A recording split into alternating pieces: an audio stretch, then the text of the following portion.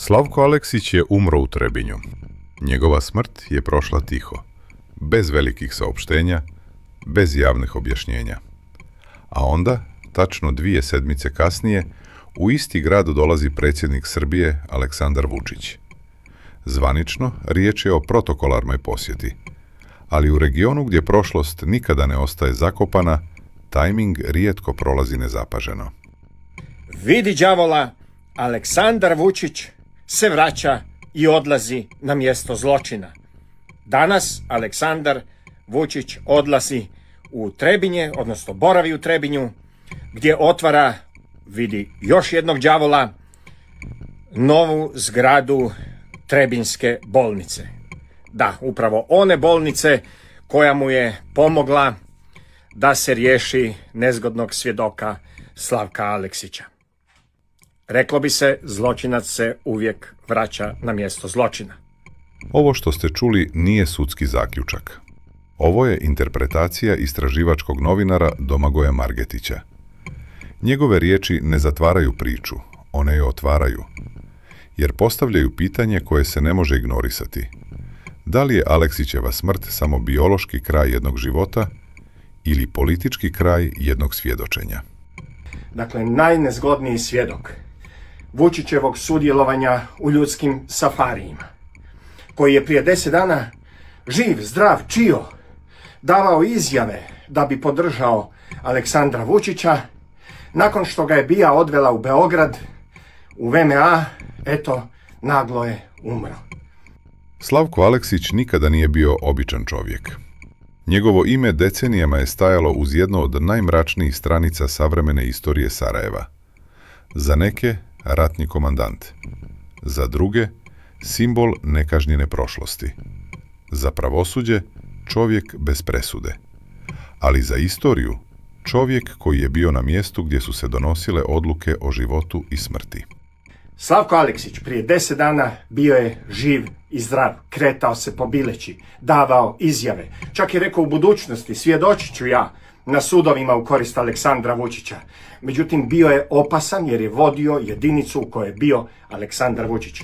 Previše je znao, imao je previše dokumenata o sudionicima ljudskih safarija. I zamislite kako prigodno. Nakon što je pokrenuta istraga u Milanu, nakon što se digla međunarodna frka oko njegovog imena, oko Slavka Aleksića, ali i toga što je Slavko Aleksić bio ratni komandant Aleksandru Vučiću, glavni svjedok Vučićevih ratnih zločina, Slavko Aleksić, nakon što ga je BIA odvukla iz Bosne u Beograd, umro je. I upravo tu nastaje problem. Jer ljudi koji previše znaju nisu opasni zbog onoga što su uradili. Oni su opasni zbog onoga što mogu reći. A Slavko Aleksić nikada nije govorio pred sudom. Nikada nije dao zvanično svjedočenje o onome što se dešavalo na Sarajevskim brdima. Njegova verzija ostala je privatna. I eto, prigodno i vrlo poželjno za Aleksandra Vučića, nezgodan svjedok Vučićevih zločina je mrtav. Još jedan svjedok Vučićevih zločina u nizu je mrtav. Ova tvrdnja nikada nije sudski potvrđena, ali se pojavljuje u javnim izjavama, medijskim analizama i političkim polemikama. Sa druge strane, Aleksandar Vučić te navode odbacuje, navodeći da je u ratnoj zoni boravio isključivo kao novinar. 2 verzije, nijedna pravosudno zaključena, i između njih istorijska praznina. Glumi se distanciranost, a odrađuje se business as usual, posao kao inače, sve ide po planu, sve rade kao što su inače radili. Ono što je danas zanimljivo je činjenica da Aleksandar Vučić samo 2 tjedna nakon što je BIA mrtvog Slavka Aleksića odvezla iz Beograda u bolnicu u Trebinju pod okriljem noći, da bi se u Trebinju proglasila smrt od nepoznatih uzroka, dakle obdukcija nikad nije urađena, 2 tjedna nakon što je bolnica u Trebinju odradila prljavi posao prikrivanja uzroka smrti Slavka Aleksića kao ključnog svjedoka slučaja ljudskih safarija u ratnom Sarajevu i umješanosti i sudjelovanja Aleksandra Vučića u ljudskim safarijima u Sarajevu, vidi đavola, Aleksandar Vučić se vraća i odlazi na mjesto zločina. Na Balkanu distanca se često glumi. Savezništva se rijetko prekidaju javno, a prošlost se gotovo nikada ne zatvara sudski. Zato ova priča nije samo o jednoj smrti, niti o jednoj posjeti. Ona je o sistemu u kojem su mnogi znali, a malo ko odgovarao. Da bismo razumjeli zašto se ime Slavka Aleksića danas ponovo pojavljuje, moramo se vratiti na početak, na njegov život, na njegov put i na ulogu koju je imao prije nego što je postao dio istorije. Jer Slavko Aleksić nije postao ratni komandant preko noći, a njegova priča počinje daleko prije prvog pucnja. Da bismo razumjeli zašto se Slavko Aleksić danas ponovo pojavljuje u javnosti, moramo se vratiti mnogo prije njegove smrti, mnogo prije Trebinja, mnogo prije Sarajevo safarija. Moramo se vratiti u Sarajevo 80-ih. Slavko Aleksić rođen je 1956. godine u Bogdašićima. Veći dio života proveo je u Sarajevu, gdje je studirao pravo i radio. U to vrijeme nije bio ratnik. Bio je dio urbanog, političkog i društvenog života grada, koji još uvijek nije znao šta ga čeka.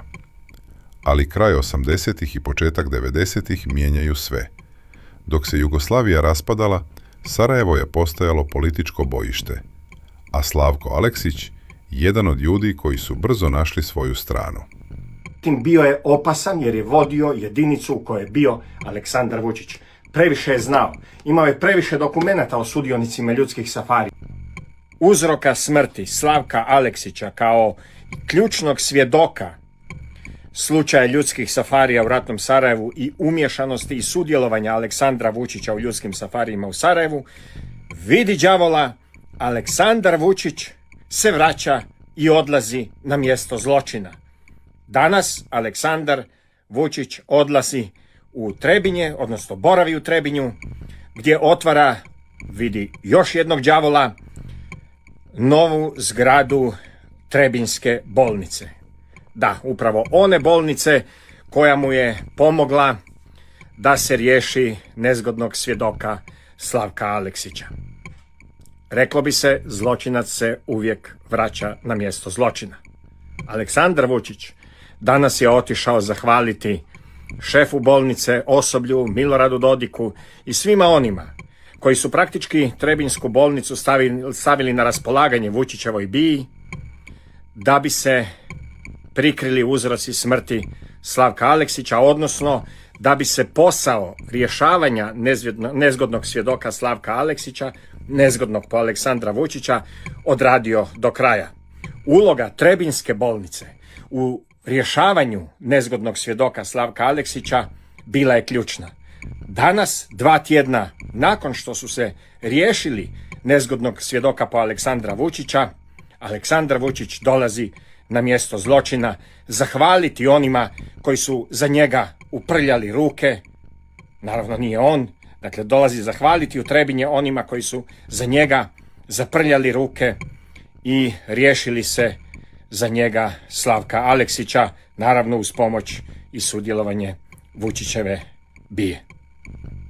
Kome nije ovo dovoljna poveznica, kome ovo nije također dovoljan dokaz da Dodik i Vučić i dalje igraju zajedno u svim njihovim prljavim igrama, ne znam koji dokaz još trebate. Ali vrlo je zanimljivo.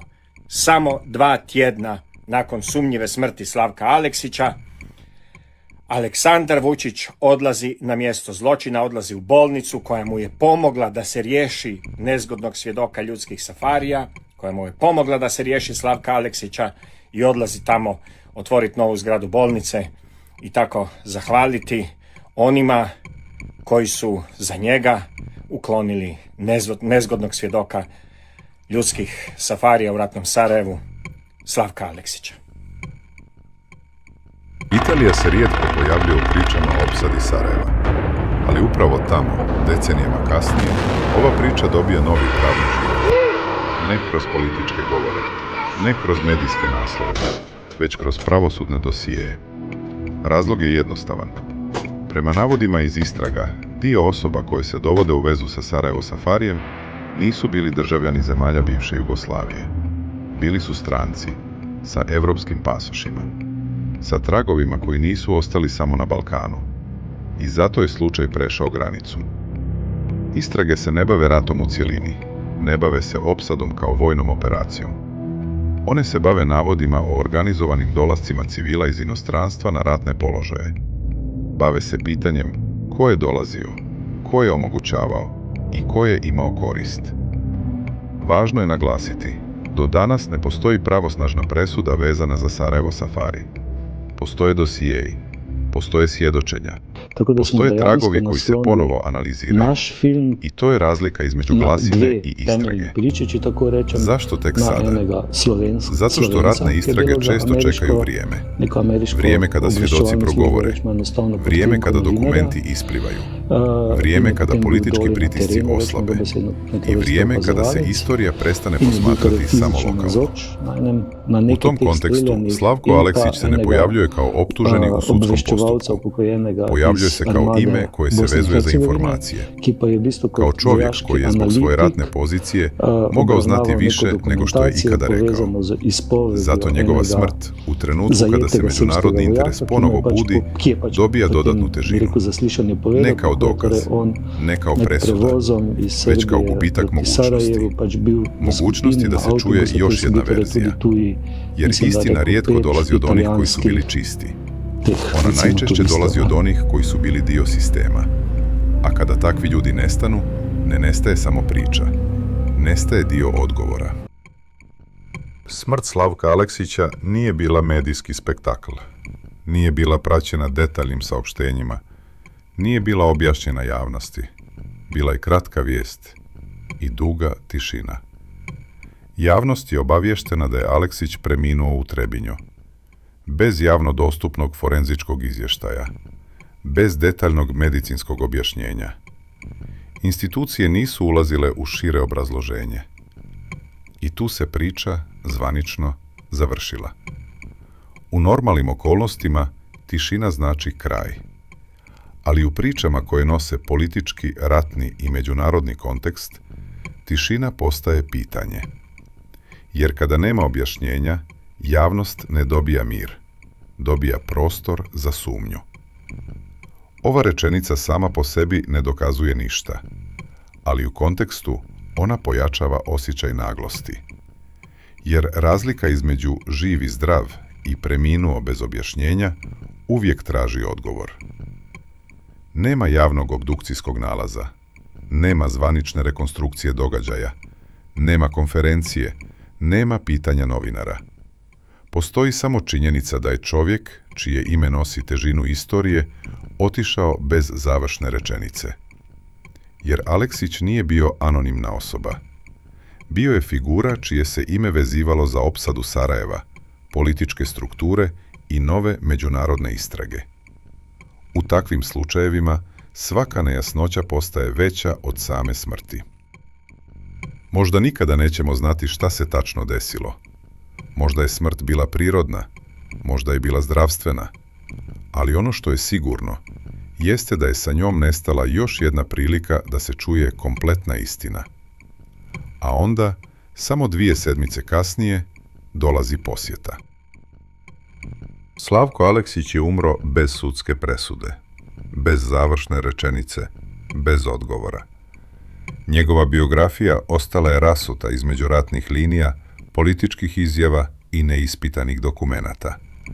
Nije bio jedini, ali je bio jedan od posljednjih. Opsada Sarajeva završila je prije gotovo 3 decenije, ali njen epilog nikada nije u potpunosti ispisan. Mnoge sudnice su ostale prazne, mnogi dosijeji su ostali zatvoreni, mnogi svjedoci su ostali neizgovoreni. I zato Balkan i danas ne živi u prošlosti, nego sa prošlošću. Ova priča nije samo o jednom čovjeku, nije ni o jednoj smrti, niti o jednoj posjeti. Ona je o sistemu u kojem su pitanja jača od odgovora, u kojem istina nikada ne dolazi kao presuda, nego kao šapat. Možda nikada nećemo saznati šta je Slavko Aleksić zaista znao. Možda nikada nećemo čuti njegovu verziju, Ali upravo ta tišina govori najviše. Jer istina ne nestaje kada ljudi umru. Ona nestaje kada se više ne pita. Ovaj film ne nudi presude, ne nudi odgovore. On nudi sjećanje na jednu opsadu, na jednu biografiju, na jednu nerazjašnjenu smrt i na jedno društvo koje još uvijek traži završnu rečenicu svoje prošlosti. Jer dok god ta rečenica ne bude izgovorena, priča neće biti završena. Istina ne traži buku, ona traži vrijeme. Aleksandar Vučić po dobrom starom običaju uklanja svjedoke. Evo, trčao sam da snimim jer sam upravo saznao da je samoproglašeni četnički vojvoda, Vučićev komandant sa jevrejskog groblja u Sarajevu, u bolnici u Beogradu magično umro. Dakle, najnezgodniji svjedok Vučićevog sudjelovanja u ljudskim safarijima, koji je prije 10 dana živ, zdrav, čio, davao izjave da bi podržao Aleksandra Vučića, nakon što ga je BIA odvela u Beograd, u VMA, eto, naglo je umro. Nestaju svjedoci Vučićevih zločina. Vučić je uspio uz pomoć tužitelja u Sarajevu, koji su omogućili da Slavko Aleksić ne bude procesuiran za ratne zločine. Milanko Kajganić, glavni tužitelj tužiteljstva Bosne i Hercegovine, od 2022. nije htio pokrenuti taj spis. Znači, tužilaštvo pod vodstvom Milanka Kajganića je prikrivalo i Aleksića, a time i Vučića, da bi, evo, Vučić dobio na vremenu da BIA jednostavno ukloni nezgodnog svjedoka. Slavko Aleksić prije 10 dana bio je živ i zdrav, kretao se po Bileći, davao izjave. Čak je rekao, u budućnosti svjedočit ću ja na sudovima u korist Aleksandra Vučića. Međutim, bio je opasan jer je vodio jedinicu u kojoj je bio Aleksandar Vučić. Previše je znao, imao je previše dokumenata o sudionicima ljudskih safarija. I zamislite kako prigodno. Nakon što je pokrenuta istraga u Milanu, nakon što se digla međunarodna frka oko njegovog imena, oko Slavka Aleksića, ali i toga što je Slavko Aleksić bio ratni komandant Aleksandru Vučiću, glavni svjedok Vučićevih ratnih zločina, Slavko Aleksić, nakon što ga je BIA odvukla iz Bosne u Beograd, umro je i eto, prigodno i vrlo poželjno za Aleksandra Vučića, nezgodan svjedok Vučićevih zločina je mrtav. Još jedan svjedok Vučićevih zločina u nizu je mrtav.